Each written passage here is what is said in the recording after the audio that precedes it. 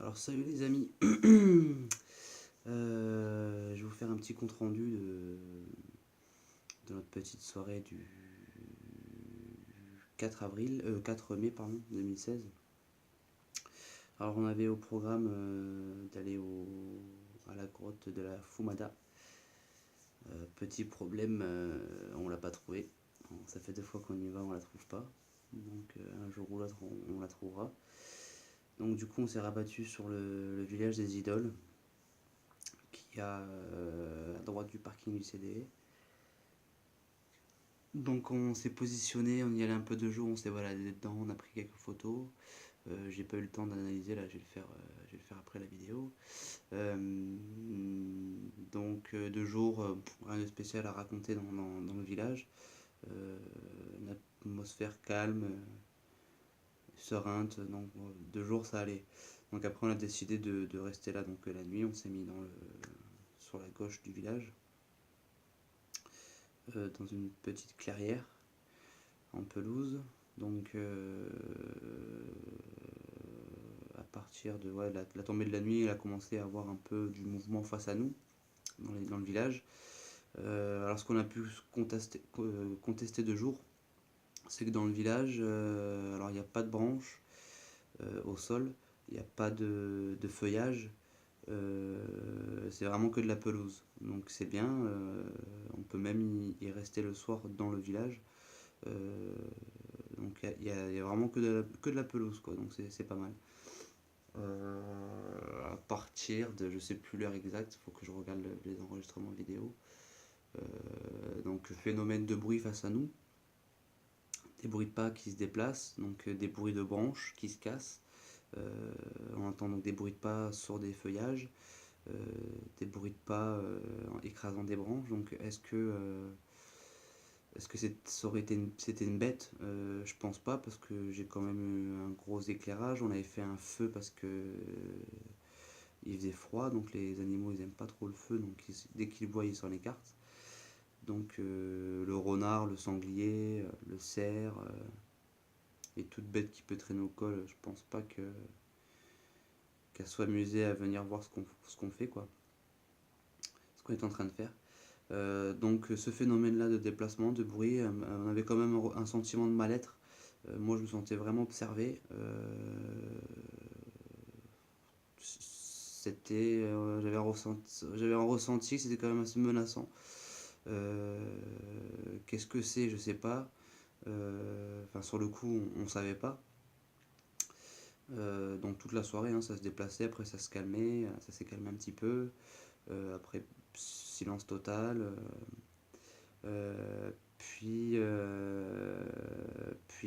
Daniel, à un moment donné, Daniel, il éclaire un petit peu le plateau où on était, là, la petite doline au pied des idoles. Donc il a aperçu une boule de lumière à mi-hauteur, une boule blanche. Donc moi je l'ai pas vu sur le coup, parce que je me sentais tellement observé euh, du village, que je lâchais pas le regard, quoi. Voir si je voyais quelque chose passer, ou est-ce que c'était les ombres noires qui sont connues au col de Manse. Je sais pas. Donc il m'a prévenu qu'il avait vu ça, donc j'ai commencé à éclairer avec ma lampe, avec ma frontale. Alors dans la frontale, moi si vous voulez, j'ai trois LED, j'en ai deux là sur les côtés et une au milieu, qui éclaire vachement bien d'ailleurs, elle est pratique. Alors dans ces lampes-là, moi à ce moment-là j'éclaire avec les trois spots pour vraiment bien voir. À ce moment, si vous voulez, quand j'ai éclairé, ça fait donc, quand on regarde le paysage, ça fait l'halo lumineux de la frontale, bien éclairé. Et autour de ce cercle lumineux, on a toujours une petite partie un peu moins illuminée, qui contourne tout ce cercle-là. Alors quand j'ai commencé à éclairer de droite à gauche pour voir s'il se passait quelque chose, euh, j'ai pu témoigner d'un truc. Qu'est-ce que c'est? C'était une boule. Une boule blanche aussi, comme Daniel. Après, j'ai pas vu exactement la boule que Daniel a vue, mais moi j'ai vu celle-là et on retire à peu près les mêmes témoignages. Une grosse boule lumineuse qui apparaît d'un coup et a disparu. Pas énorme, hein, parce que c'était pas sur photo, c'est vraiment visuel. Euh,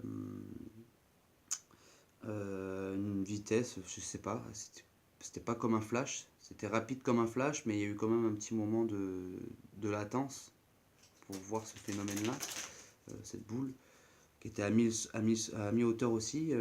Donc est-ce que c'était la même que Daniel? J'en ai aucune idée.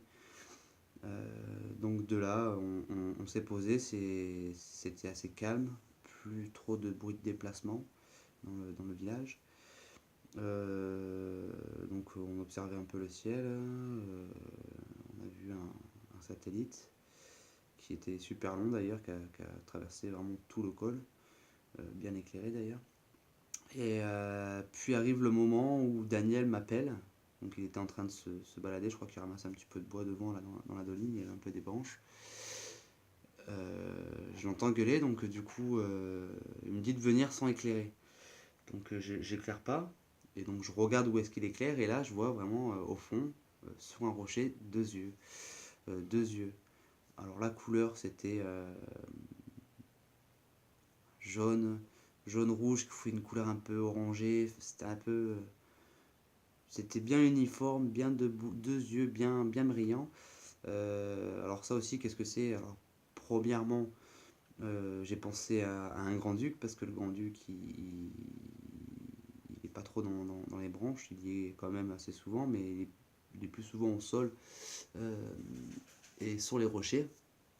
Donc j'ai pensé au grand-duc, une souris, un renard qui aurait pu éventuellement monter sur le rocher pour voir qu'est-ce qu'on est en train de faire dans le champ. Euh, euh, Ensuite, donc on observait ce phénomène-là, qui est quand même resté là pendant 5 minutes. Donc si ça aurait été une chouette, au bout d'un moment, la chouette, elle aurait eu un petit peu marre qu'on l'éblouisse avec les lampes. Donc elle serait partie, quoi. On l'aurait entendu voler. Ou, parce qu'on était, après, on s'est quand même rapproché, hein, on était quand même prêts. Hein, en fait, si vous voulez, voilà, mon point, c'est le rocher, qui, qui fait partie des idoles. Donc mon point, c'est le rocher. Et si vous voulez, voilà, la bête, ou la chose, on l'a surnommé la chose. Donc avec ses deux petits yeux, voilà, c'est le rocher. Donc on voyait rien, d'un coup on voyait deux petits yeux qui montaient et qui nous observaient comme ça, là, de haut, et qui se recachaient quand on éclairait trop. Donc ça pendant 5 minutes. Donc la bête, ouais, la bête elle serait partie au bout de quelques flashs dans les yeux, quoi, parce que j'ai quand même une lampe torche qui éclaire pas mal. Donc quand je suis avec du monde, quand on m'appelle et que je me retourne, que je l'ai allumé, j'en éblouis plus d'un. Je les flash. Euh, donc après, plus rien. Donc pour moi, c'était une bête. Donc j'ai quand même continué à faire les petites recherches visuelles, hein. Je regardais un peu à droite, à gauche le,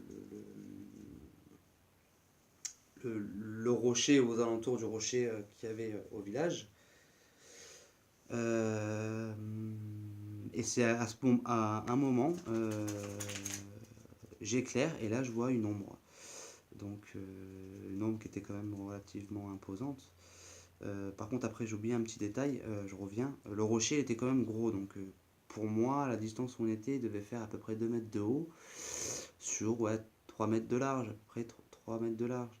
Mais 2 mètres de haut, après, derrière le rocher, est-ce que c'est moins haut? Je sais pas. Est-ce que c'est plus haut? Je sais pas. Enfin, est-ce que le sol est beaucoup plus bas? Je sais pas. Est-ce qu'il y a un trou ou d'autres rochers? Mais donc voilà, la hauteur était de 2 mètres sur 3 mètres de large de ce rocher. Donc ensuite j'éclaire, je cherche tout ça, donc je tombe sur cette ombre qui était quand même importante.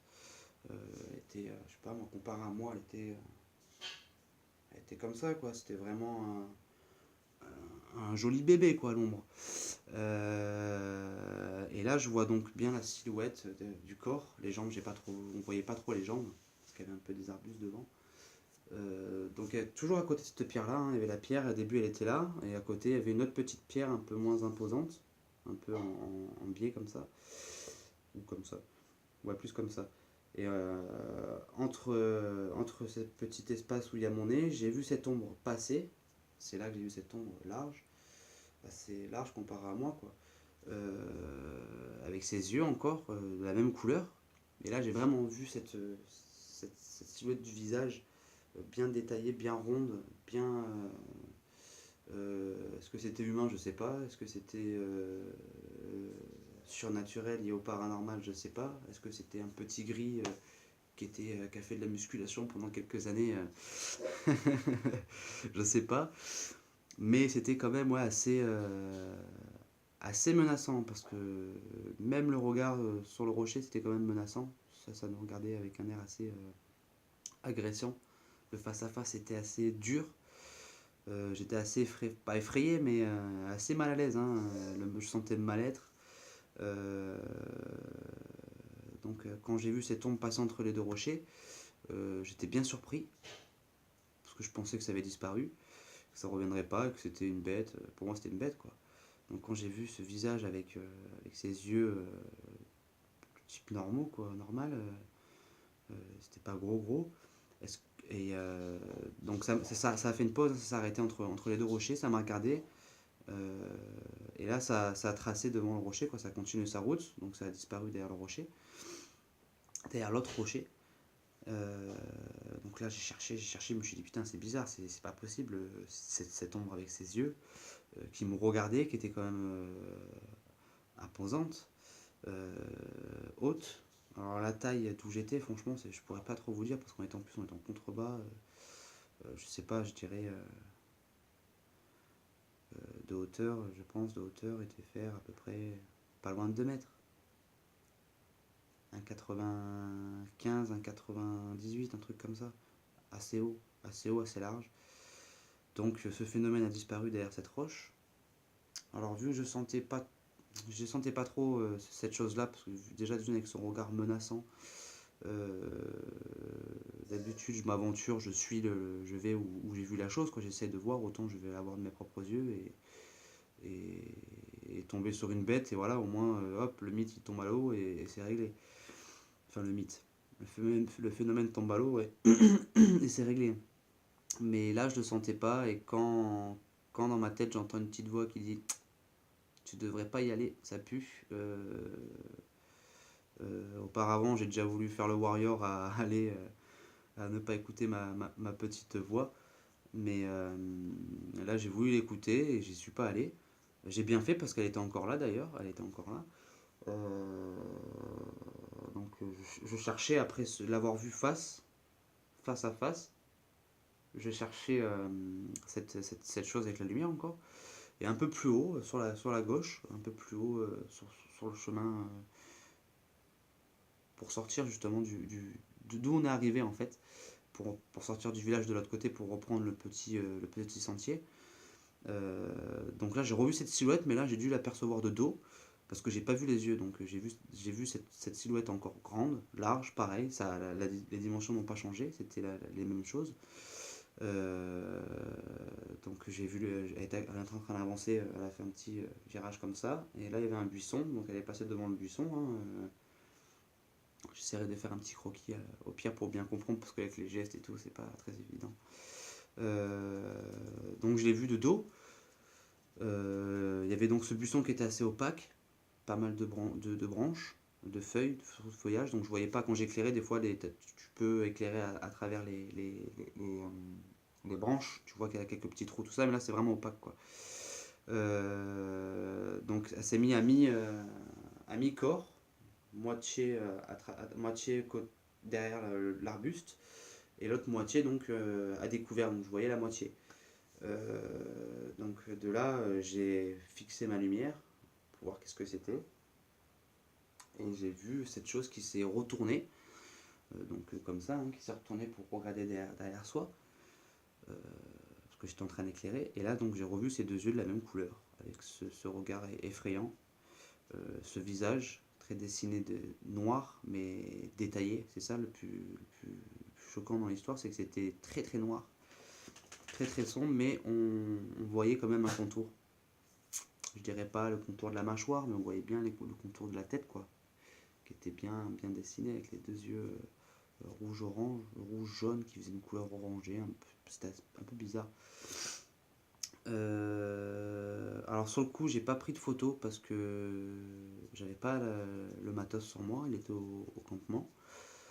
Donc après, j'y suis retourné pour prendre la caméra infrarouge avec deux appareils photo accrochés sur un système d'épaulière, de support caméra pour mettre sur l'épaule. Vous savez qu'on tient comme ça et au moins on a la caméra, on peut prendre des photos tranquille et on peut filmer sans avoir trop de mouvements brusques pour avoir un maximum de preuves. Donc toutes ces preuves là je les ai pas vues encore, je vais pas tarder à jeter un œil. Donc il me semble que j'ai filmé l'endroit où on a vu les yeux là au-dessus de cette de ce rocher, pardon. Alors je sais pas si on va bien voir hein, dans l'écran LCD, je regardais pas trop, j'ai essayé de viser un petit peu, je regardais aux alentours parce que on sentait quand même pas très bien autour du village ce soir-là. Euh, donc je sais pas si on va avoir un point de vue. Après j'essaierai de faire un petit montage vidéo de jour, je vais essayer pour bien vous montrer les lieux de jour et vous imaginer un petit peu le phénomène de nuit.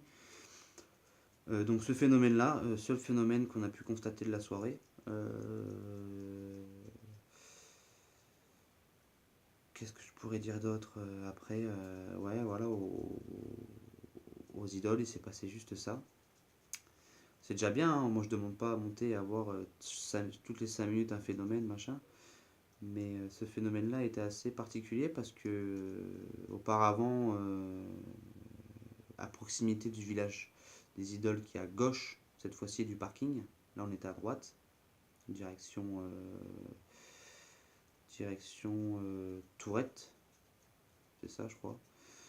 Et là à gauche, direction le village qui est à côté du pylône électrique, quoi, qui est en face du parking. Donc on était là-bas, pareil, phénomène d'ombre très très grande, par contre était beaucoup plus grande là, avec des yeux très gros, très rouges, rouge sang très brillant, la silhouette qui faisait plus allez, 3-4 mètres de haut, facile, hein, entre ouais. Après ça je vous ferai un petit commentaire parce que je pas eu trop le temps. Donc voilà ce phénomène là. Donc après on est parti au bruit. Donc pas de vent, pas de vent, pas de nuages, pas de pluie. Il faisait pas très froid, il faisait super bon d'ailleurs. Des fois des petits courants d'air chaud. Alors on est arrivé sur les lieux, le bruit n'était pas là, donc on s'est installé, hein, on a sorti les chaises, le café, parce qu'on a fait un peu des tests. Apparemment il aime bien l'odeur du café, le bruit. À plusieurs reprises, on a essayé de faire le test. Enfin, on n'a pas essayé de faire le test quand on a fait le café pour se réchauffer. Donc, café à l'italienne ou à l'ancienne, au feu et on pose la cafetière à l'italienne ou au camping-gaz. Et peu de temps après, le bruit arrive. Est-ce que c'est le hasard et le bruit arrive au moment où on fait le café ou quand ça sent le café, ou est-ce que le bruit est attiré par le café? Je sais pas. Bref, donc on est arrivé sur les lieux, le bruit n'était pas là, donc on s'est installé tout ça, on a fait notre petit café. Euh, donc le bruit est arrivé, la cochonnade. Moi je l'appelle la cochonnade, le bruit du cochon. Donc la cochonnade, pas très fort, en face de nous, en face de là où on se gare. Après, enfin non, je dis des bêtises. La cochonnade est arrivée après. Au début, on a entendu le bruit du mécanisme, d'un mécanisme, quoi, le bruit qui ressemble fortement à un bruit de mécanisme. Mais là, c'était pas le mécanisme qu'on entend habituellement, c'était un nouveau. Enfin, pour moi, c'est un nouveau, quoi. Je sais pas si quelqu'un d'autre l'a entendu. J'aimerais bien avoir des commentaires après, même des petites infos ou quoi, ça serait pas mal. Donc moi, c'est la première fois que je l'entends, ce type de son. Donc il ressemblait fortement au bruit mécanique, mais il était beaucoup plus numérique. Alors, vous expliquer, ça va être un peu galère. J'ai enregistré d'ailleurs là sous la main. Donc j'ai enregistré, j'ai fait un enregistrement de 30 minutes. Pendant 30 minutes, on entend le bruit et de multiples bruits d'ailleurs. Donc ce premier bruit-là est arrivé, côté ligne de tension.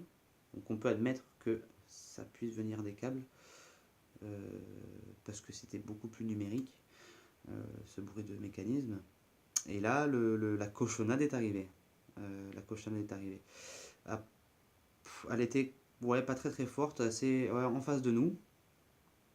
Juste après, on va dire quelques secondes après, tout est arrivé simultanément. Simultanément. Le bruit du mécanisme qu'on entend tout le temps, quand on est présent, quand il est là et qu'on l'entend, s'est positionné niveau sonore à côté de la cochonnade.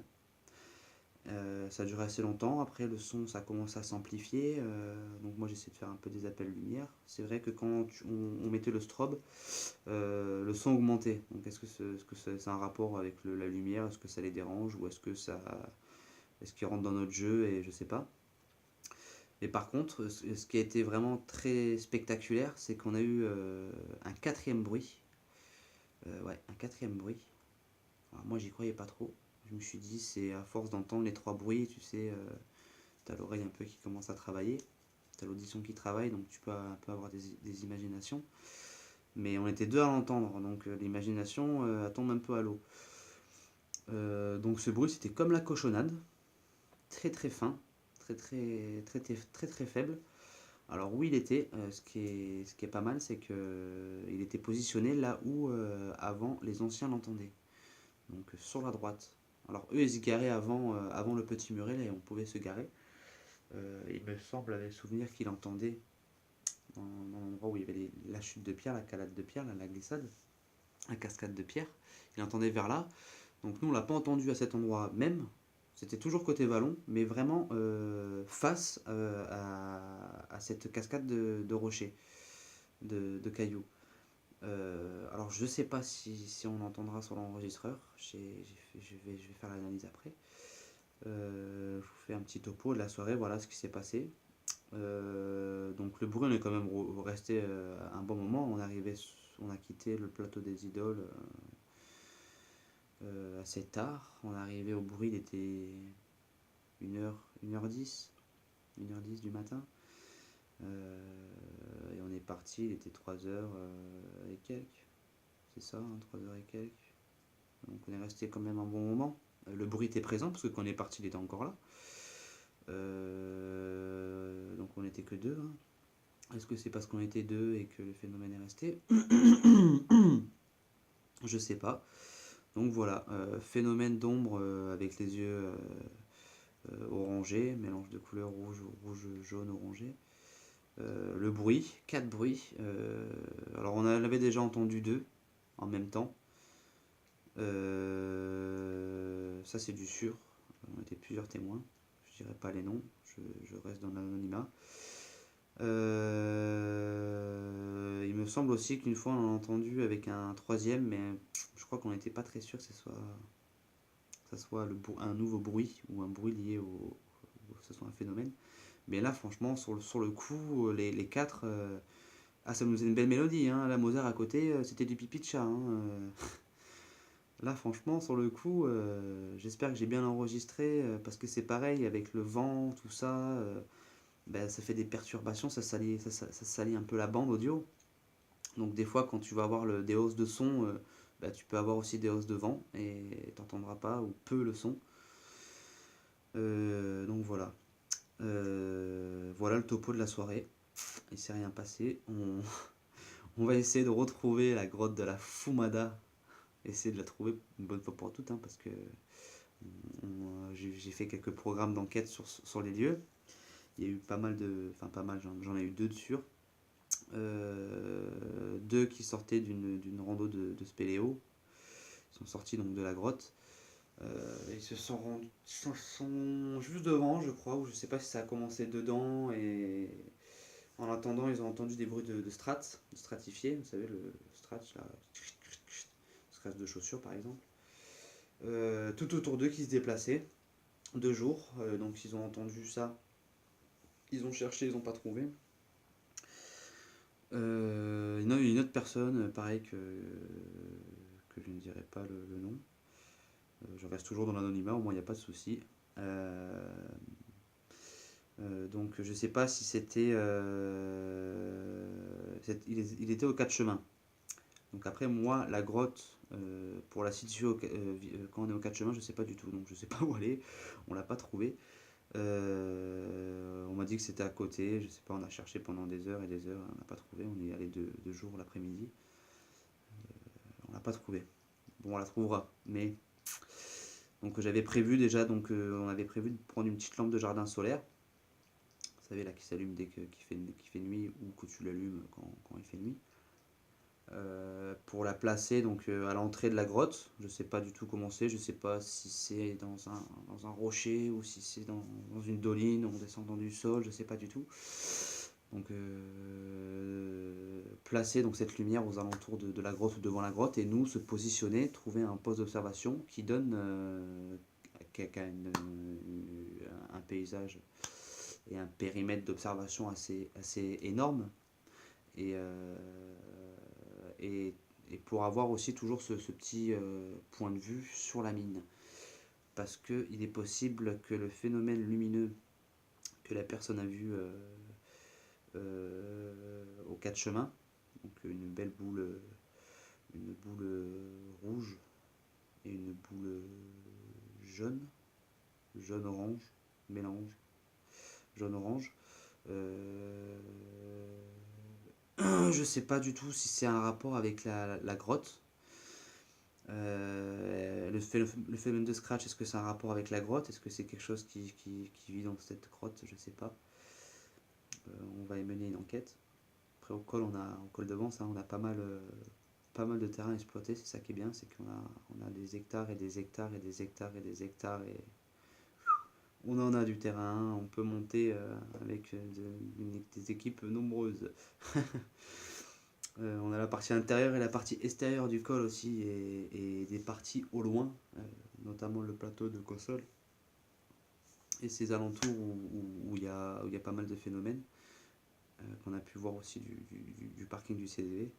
Donc voilà, la soirée s'est bien déroulée, pas de problème, personne au col, on était vraiment les seuls, il y avait juste une caravane qui campait, des gens qui se baladaient avec leur camping-car, ils sont garés là-bas. Mais au col, il n'y avait vraiment personne. Donc ça c'est bien, quand il n'y a personne, les phénomènes se produisent. Donc est-ce que le phénomène qu'on a pu être témoin et qu'on a vécu, est-ce qu'il se serait passé ou est-ce que se serait manifesté s'il y avait eu d'autres personnes sur le plateau? On va savoir, ou aux alentours, ou juste au col, je sais pas. Donc à retourner sur les lieux. Retourner sur les lieux et creuser un petit peu cette chose, notre chose. Donc voilà, petit débriefing, hein, pas exceptionnel, hein, on a eu que de petites anomalies, hein. C'est déjà bien, c'est mieux que rien, hein. Des fois tu montes à rien du tout. Donc voilà, petit débriefing. Pour les futures soirées, veillées, enquêtes, comme vous voulez, peu importe le nom. Je passe les infos. Je pense que très rapidement, on va se rejeter sur le terrain.